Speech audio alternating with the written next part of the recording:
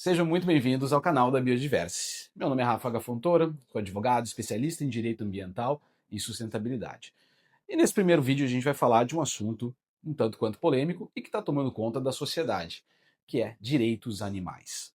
Todo mundo acompanhou aí o que aconteceu com o cãozinho Orelha, lá em Santa Catarina, onde, a princípio, adolescentes de uma classe social maior fizeram uma barbárie com o animal, espancaram ele e ele veio acabando a falecer.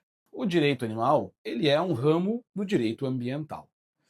E a grande pergunta que a gente faz é: como que os animais são tratados frente à lei? Eles ainda são objetos? Eles são pessoas? De que maneira que eles são tratados? O que vai acontecer agora com esses adolescentes que fizeram essa barbárie com esse animal? E o que acontece com tantas pessoas que causam maus tratos, fazem maus tratos com os animais? Eu tenho certeza que todos aí estão assistindo já devem ter presenciado ou sabido de alguma situação como essa. Então, aonde que está a lei que protege os animais? Pessoal, começou lá na nossa Constituição de 88, ou seja, a proteção dos animais ela é constitucional, onde sim há uma proteção contra os maus tratos dos animais, todos os tipos de animais, animais silvestres, os nossos pets, animais de grande porte, enfim, de abate e animais de entretenimento. Está lá na Constituição. Ou seja, não é meramente algo moral, mas sim constitucional. E a lei brasileira vem tendo uma evolução para proteger os animais. Então, lá na Lei de Crimes Ambientais, uma lei lá de 98, já dizia que maus tratos a animais é crime contra qualquer tipo de animal, né? Animais silvestres, os pets e assim por diante. Porém, e aí que vem o grande problema, eles sempre foram tratados como objetos no direito brasileiro. Então, na verdade, estava maltratando um objeto, cadeia era muito difícil de dar. O que mais acontecia era olha, se muito, uma multa, né? Um tapa na mão. E isso é algo que, pô, incomodou muita gente, se não incomodou todo mundo, né? Então, a legislação àquela época, ela não protegia tanto os animais, porque, afinal de contas, eles eram tratados como objetos no direito brasileiro. Então, não se via ali seres com uma capacidade de sofrer, de sentir, de pensar. Só que a gente teve uma evolução com isso. Em 2020, entrou a Lei Sanção, que foi uma lei que trouxe penas mais graves para quem pratica maus tratos dolosos contra cães e gatos. Ah, Rafa, mas e os outros animais? Cavalos, bois, papagaio? Não. Essa é a grande verdade. Então a lei sanção que aumenta, que efetivamente dá cadeia, é só para maus tratos contra cães e gatos. Os outros animais ficaram de fora dessa lei, eles ainda caem lá na lei de crimes ambientais, que, infelizmente, sendo bem franco com vocês, o máximo que dá é uma multa administrativa, se muito, uma transação penal, que é ir no fórum, prestar ali alguns serviços comunitários, doar uma cesta básica ou algo do tipo. Então, é uma situação que há uma proteção maior para os pets, mas a proteção ela ainda está muito aquém para os outros animais. E, afinal de contas, mas o que são maus tratos animais? Gente, não é só bater no animal, não é só maltratar ele, é deixá-lo em condições abaixo do esperado. É prender o animal com uma corda muito curta, deixar ele em algum local insalubre, ele não receber o básico de comida, de água, ele sofrer, efetivamente sofrer. Por isso que se diz sofrer maus tratos. Tá? Então, tudo isso que engloba a questão de sofrimento para o animal é considerado maus tratos. Mas afinal de contas, animais têm direitos? Sim e não. Animais hoje são considerados seres sencientes. Eles não são pessoas, tá? Mas não são objetos. Ficou entre esses dois conceitos. O que é um animal senciente? É um animal que ele não tem capacidade de pensar. Então, se ele não tem capacidade de pensar, ele não tem capacidade jurídica. Mas ele é um animal que sente. Ou seja, ele sente dor, ele sente angústia, ele sofre, assim como ele sente felicidade, ele sente carinho, pô, quem tem pet sabe, né? A gente dá carinho e recebe muito carinho, acho que a gente recebe mais carinho do que a gente dá. Então, para o direito brasileiro hoje, a partir de uma construção de muitos juristas, protetores animais, juízes, advogados, se consolidou essa ideia que são seres sencientes. Ou seja, não são detentores propriamente de direitos, porém eles são vistos com outros olhos, como por exemplo, vou dar um exemplo aqui, numa separação. E aí com quem fica o animalzinho?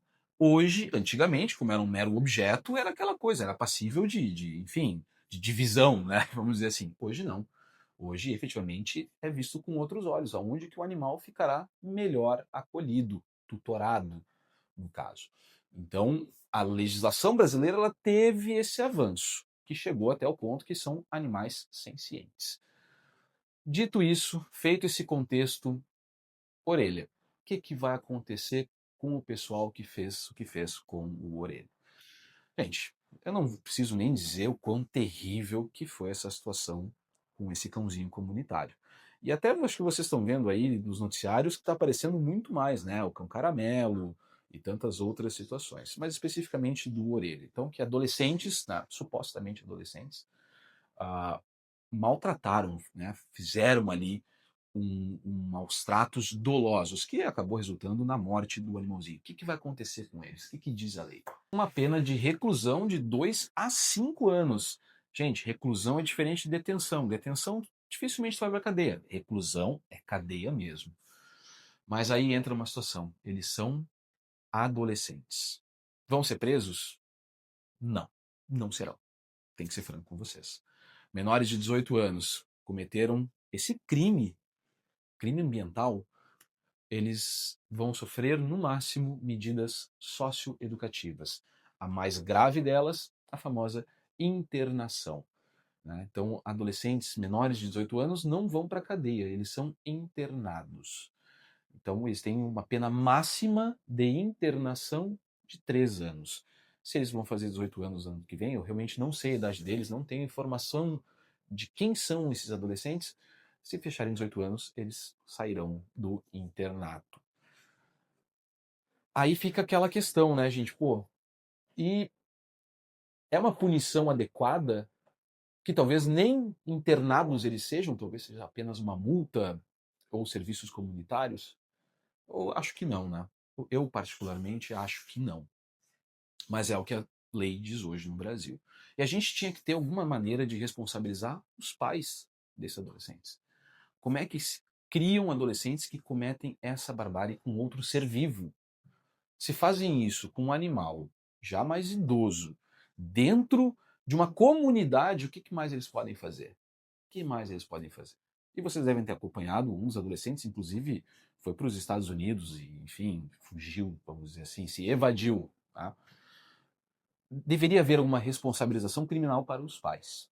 Não haverá. Você aqui, claro, não haverá. O máximo que pode haver é uma reparação civil, né? Alguma indenização ali para aquela comunidade. Afinal de contas, era um cão comunitário, ele não tinha um tutor, era a própria comunidade que cuidava, como tem tantos outros cães aí que a gente sabe que são do bairro, né, que já são famosos no bairro. Então, a grande verdade é essa. É ruim? É. É triste? É. Mas é isso, né? Então, assim, não adianta a gente sair clamando por justiça, porque o máximo que vai acontecer é isso. A gente vai gritar cadeia, vamos botar ele na cadeia. Eles não vão. Eles, infelizmente, não vão para a cadeia. E quero aqui também para vocês fazer uma diferenciação. O que diferencia, por exemplo, esses adolescentes que foram lá com vontade de fazer mal para o animal, para uma pessoa que mora numa casa mais humilde, que tem cães ali, e tu vê que os cães não estão numa situação muito boa. Gente, a lei sanção ela é muito clara, tá? E a lei de crimes também ambientais ela é clara. São maus tratos dolosos, com a intenção de fazer mal para aquele animal. Aí a gente entra na seara criminosa. Quando não há a intenção, quando a pessoa não tem a consciência suficiente, ou ela foi ensinada de outra maneira, ou ela, enfim, não tem a cognição para entender a situação, gente, não é crime, tá? E tem que ser claro nisso. Porque daí o nosso dever é outro, não adianta a gente ter raiva e briga, a gente tem que ajudar, ensinar e tirar o animal daquela situação, mas sem a raiva. Eu vou contar para vocês um caso. Eu era secretário de meio ambiente no município de Novo Hamburgo. E muitas vezes nós recebíamos ligações de maus tratos. E a gente ia até a casa da pessoa, normalmente dentro de um bairro mais humilde, né, um pouco mais afastado, e chegava lá e efetivamente o cãozinho estava numa situação, ou o cavalo muitas vezes, estava numa situação ruim. Tá? Ocorre que o proprietário, o tutor daquele animal, estava na mesma situação que o animal. Aonde o animal ficava no chão batido, o tutor também estava no chão batido. O que a gente fazia? A gente recolhia o animal. Se a gente via a possibilidade do animal ficar com o tutor, porque afinal de contas eles tinham um laço afetivo, ainda que numa situação complicada, também não tinha como simplesmente tirar o animal, porque o animal ia sofrer e o tutor ia sofrer também. Então, se a gente via que havia possibilidade de manter um animal com o tutor, nós o educávamos. A gente fazia visitas semanais para ver como estava a situação, se ele havia entendido que o animal não podia ficar preso numa corda muito curta, que ele tinha que ter água limpa, que tinha que ter comida, a gente fornecia comida. Em outras situações que efetivamente não havia condições, ou porque a pessoa já tinha muitos animais, a gente fazia o recolhimento desse animal. Ah, vocês puniam eles? De maneira nenhuma, porque era compreendido que ele não tinha condições naquele momento, que não era a intenção dele maltratar o animal, mas ele não sabia como lidar com o animal. O que é muito diferente do caso do Orelha, tá? Onde efetivamente alguém quis fazer mal, alguém foi cruel. Foi uma crueldade. Então a gente tem que separar muito bem essas situações, tá? O que é os maus tratos dolosos, a vontade de fazer mal para o animalzinho, e os maus tratos culposos, que talvez a pessoa não entenda muito bem ou tenha uma negligência mesmo, e a gente lida de outra maneira. E o que nós, como sociedade, podemos fazer? Nós somos fiscais também disso. Então, se você se deparar com algum maus tratos animais, dolosos ou não, acione as autoridades. Polícia, Polícia Civil, os órgãos ambientais, os órgãos de fiscalização da Prefeitura, Ministério Público e todos esses que têm algum poder para agir em prol dos animais. Gente, direito animal não é radicalismo, não é loucura, é necessário para a evolução da sociedade. Nós temos que cuidar dos nossos animais, sejam eles os nossos pets, sejam eles silvestres, sejam eles de grande porte. É nosso dever cuidar dos animais como sociedade. Se você gostou do conteúdo, inscreva-se no nosso canal, ative o sininho e nos acompanhe para mais assuntos como esse. E se tiver alguma dúvida, alguma questão, deixa nos comentários que a gente sempre tenta responder aí e esclarecer tudo sobre direito ambiental.